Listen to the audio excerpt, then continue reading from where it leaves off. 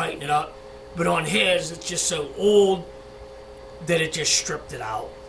And he doesn't want to pay $300 for a new axle, and he can't find one used nowhere. We checked all the scrap yards and nobody has one, and he doesn't want to pay that kind of cash. So I told him his only other option is bring it up, drop it off, and I'm going to weld the studs in. 2 of them. He originally did it to 4, but he brought it up, and that day that he did it, he had his buddy come over, and they actually got 2 of them to draw up in. And he said 2 of them are in, but the other 2 just spin. So I'm going to have to get them clamped. And then the only option I see is, I told him, is if he's not going to get a new axle, is weld them in. And he said that's fine, because he's only planning on keeping the car for about another year. So he said weld them in. So that's what I'm going to do. I'm going to weld the studs in. But there's the other tire I put on. The back tires are still good. These tires were just shot because of the front end alignment. As you can see, they're wore on the outside. There's one, and there's the other. You can see the cord sticking through, as I showed earlier. So, and these are going back with them. He's taking these with him. I'll do the work for free, but I'm not getting rid of the tires. And actually, there's the axle and power steering pump I just did on an Impala, or I mean the rear wheel bearing. And the power steering pump I did on an Impala, which was a nightmare because the guy bought the power steering pump without the pulley, and I had to press it in and press it out. They're not fun.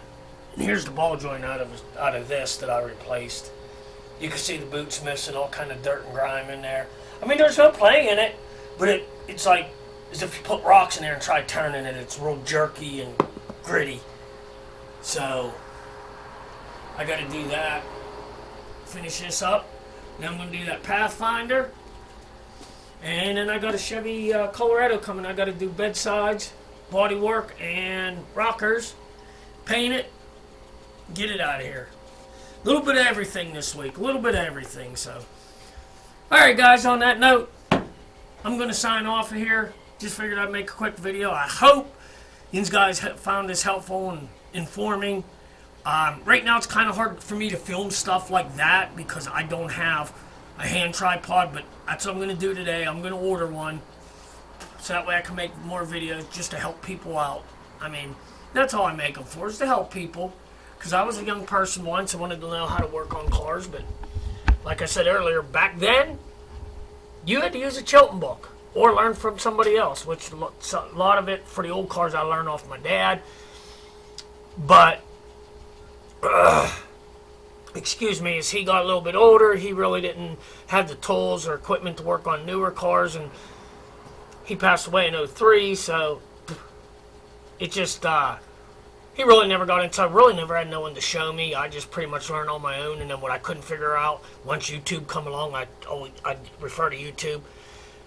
And like I said, if you want to know how to work on cars, and you want to know how to work on them right, get on the channel South Main Auto in Avoca, New York. And that's the name of his channel, South Main Auto. That dude, he knows his stuff. He deals on all the newer cars. So, alright guys, well until next time, stay safe. And remember, if you don't do it right, it's not worth doing. Thank you.